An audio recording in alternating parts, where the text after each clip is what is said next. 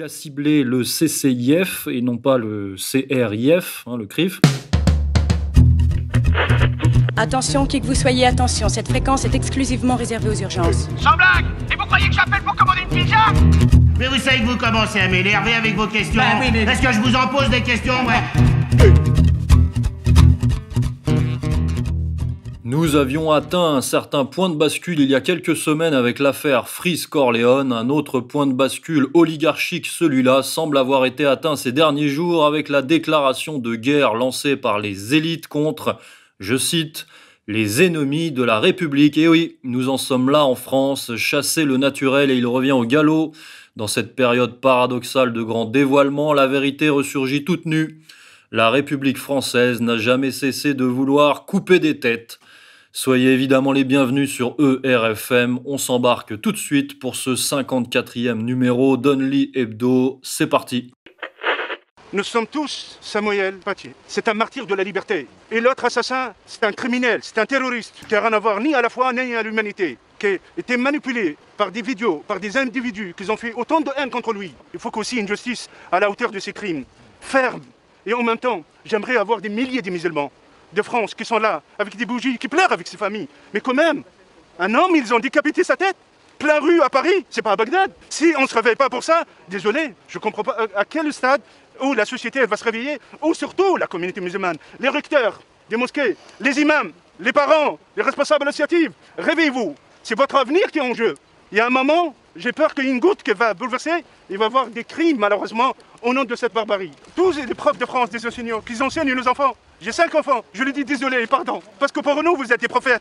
Vous savez, un proverbe de prophète de l'islam, il a dit que l'enseignant c'est un prophète parce qu'il enseigne, il transmet des messages. Tellement on vous aime, on confie nos enfants. Ce ne sont pas nos enfants qui peuvent décapiter des profs. Ce ne sont pas nos enfants qui ne respectent pas nos profs.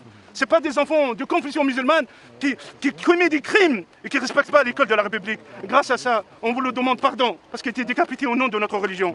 Il était mort et je demande pardon à sa famille. À tous les gens, on n'a pas peur, il ne faut pas avoir peur. Il faut que la peur, elle change le camp. Il faut que les victimes, ils se sentent plus rassurés que ces criminels. Il faut les chercher avec leurs pseudonymes qui sont cachés derrière, qui nous insultent, qui nous harcèlent, avec leurs vidéos aussi. Quel que soit dans le monde, normalement, j'interpelle notre président et notre gouvernement. Allez vers l'avant, on est derrière vous. Protégez-nous, protégez les musulmans de France. Protégez après un risque de guerre civile. Il y a un risque de montée de haine qui est en train de monter. Alors, ça n'avait pas tout à fait fonctionné il y a quelques semaines avec l'attaque à la machette par un Pakistanais près des anciens locaux de Charlie Hebdo. Alors déjà, je me permets de revenir très brièvement là-dessus pour signaler à ceux qui seraient passés à côté que le principal témoin dans cette affaire était tout de même le très louche journaliste Paul Morera, qui a le profil parfait de l'agent au service des réseaux sarkozystes, qui s'était d'ailleurs déjà illustré lors des Gilets jaunes. Mais bref, je lance une piste, on va dire. Donc, la mayonnaise n'avait pas totalement prise à ce moment-là, à moins qu'elle ait servi de préparatif. En tout cas, les doses ont été doublées avec la décapitation de Samuel Paty, professeur d'histoire-géographie et père de famille de 47 ans, assassiné dans les Yvelines par Abdoualak Anzorov, un réfugié tchétchène de 18 ans, lui-même abattu par la police évidemment, et qui aurait donc commis cet acte barbare pour punir le professeur accusé d'avoir montré des caricatures de Mahomet récemment republiées par Charlie Hebdo à ses élèves de 4e. Ce qui aurait provoqué la colère de parents d'élèves musulmans qui se seraient exprimés sur les réseaux sociaux. Et donc on imagine que ce jeune Tchétchène radicalisé aurait eu vent de l'affaire, s'en serait indigné, ou alors ait été mandaté. Alors là, c'est un peu la théorie du complot des musulmans des Yvelines qui se réunissent et qui déterminent des cibles, ou alors c'est Daesh qui serait une organisation omnipotente qui passe par-delà tous les services de renseignement et qui est capable d'activer des mercenaires dans chaque ville de France. Bon, je ne fais qu'exposer la version officielle et souligner ce qu'elle induit dans notre imaginaire, bien sûr. Donc voilà pour les faits, pour le contexte. Maintenant, on va rentrer dans le sérieux, dans l'analyse. Monsieur Corias, on a tout là, il y a tous les ingrédients, le cocktail est parfait, l'islam barbare et totalitaire, En toile de fond, la Russie, bien sûr, puisque le Tchétchène est de nationalité russe. Et puis évidemment, la liberté d'expression, mais la liberté d'expression façon Charlie. Charlie, toujours là, je veux dire, 5 ans après, Charlie est toujours utilisable, hein, c'est incroyable. Charlie, déjà, on est toujours dans le procès Charlie, hein, du 7 janvier 2015, qui a lieu en ce moment, où chaque jour, on peut suivre d'ailleurs sur le site de Charlie Hebdo, je conseille aux curieux, parce que c'est intéressant, l'évolution, le passage des témoins, les questions aux témoins, etc., qui nous donnent un peu plus de profondeur sur cette affaire. Et puis, évidemment, rebondissement, vous en avez parlé, avec l'homme à la machette devant les anciens locaux de Charlie, donc visiblement mal renseigné, et qui a fait 2 blessés, hein, et parmi justement les journalistes de première ligne, l'agence de Paul Moreira, dont je ne dis pas que c'est un agent, puisque au départ c'était quelqu'un qui était plutôt pro-palestinien et qui a peut-être changé, sait-on jamais. Bref, aujourd'hui on a la 3e lame, et pas la 2e vague, ou la 3e, qui est cet attentat avec décapitation. Donc on monte d'un cran dans l'horreur, puisqu'au départ on a des coups de machette et des blessures, et là on a une décapitation. Et cette décapitation, évidemment, a fait le tour de France très rapidement, et même du monde, puisque les sites et les médias du monde entier s'en sont emparés.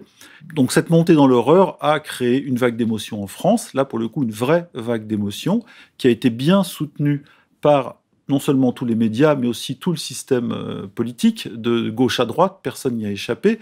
C'est ce qu'on appelle l'union sacrée. On avait connu ça lorsqu'il y avait eu des grands attentats, où personne n'osait évidemment se démarquer en mettant en doute la parole officielle et surtout la version officielle. Donc moi, je ne rentrerai pas dans la version officielle pour l'instant de ce jeune Hans Zorov, je crois, et qui à 18 ans, effectivement, n'a écouté que son courage pour abattre un prof d'histoire qui montrait des caricatures de Charlie à ses élèves en 4e, donc des élèves de 13 ans, hein, 4e en moyenne, 12 ans pour les plus précoces et 15 ans pour les plus retardés ou retardataires.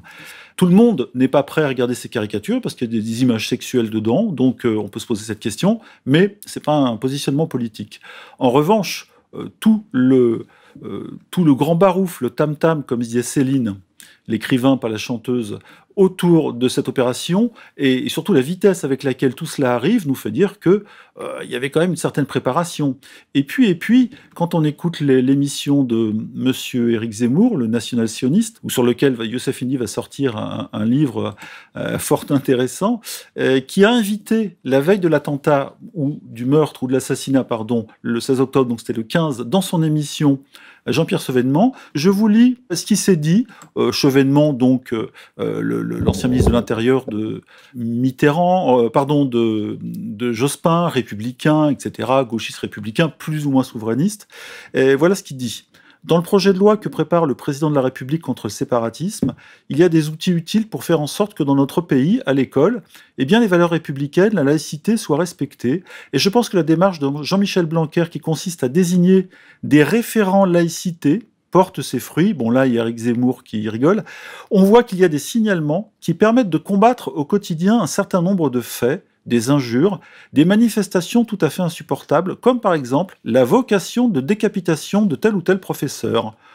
Toutes choses que l'on voit circuler. Bon, apparemment, notre ami Chevènement avait des informations, et ces informations, effectivement, sont remontées entre le 6 octobre ou 5 et le 6, date à laquelle les caricatures ont été montrées aux enfants, enfin aux collégiens, et le 16, moment de l'attentat. Et donc, le 12, je crois, il y a eu des signalements qui sont remontés par le renseignement français local jusqu'à l'antiterrorisme en disant qu'il y avait un prof qui était menacé. Bon, il n'y a pas eu de conséquences, il n'a pas été protégé, un peu comme l'attentat de Charlie, et évidemment le pire est arrivé. Voilà, donc on se retrouve aujourd'hui en plein milieu d'une répression sanitaire avec le covidisme, avec une nouvelle répression donc anti-islamiste, que d'aucuns voient comme anti-musulmane, et donc tout ça se tamponne. On dirait qu'on a une ingénierie qui s'ajoute à une autre ingénierie. Tout est très troublant, mais à l'arrivée, et très trouble, à l'arrivée, eh bien, soudain, on voit qu'on peut moins dire de choses, il y a plus de censure, la loi Avia est réactivée, des gens montent au créneau comme Valls, qu'on ressort de la naphtaline, pour nous dire que l'islamisme politique, ou l'islam politique, pardon, est le grand ennemi, et on sent bien qu'un jour, le mot politique va tomber, il restera l'islam. Voilà, donc tout ça est dans une logique plutôt national-sioniste et de pression très très très national-sioniste sur le président de la République, qui lui, soudain, sort des phrases qu'on ne lui connaissait pas, comme nous allons, je crois, retourner la terreur ou la peur contre les islamistes. Des phrases qu'on entendait dans la bouche de Charles Pasqua dans les années 80, qui disait nous allons terroriser les terroristes. Voilà, c'est un peu le résumé de tout le bordel sur bordel actuel, et bien malin qui peut dire qu'est-ce qui est vrai là-dedans de ce qui est travaillé, c'est-à-dire de l'ingénierie sociale par rapport à la véritable actu ou au hasard de l'actu. Alors Chevènement, soulignons-le pour nos auditeurs, qui était contributeur lors du premier numéro de Front Populaire de Michel Onfray, donc il fait quand même partie de cette petite équipe. Et puis aussi, petite information pour les non-initiés, il est éternellement lié à la communauté de Lumière, lui aussi, par sa femme. Alors c'est vrai.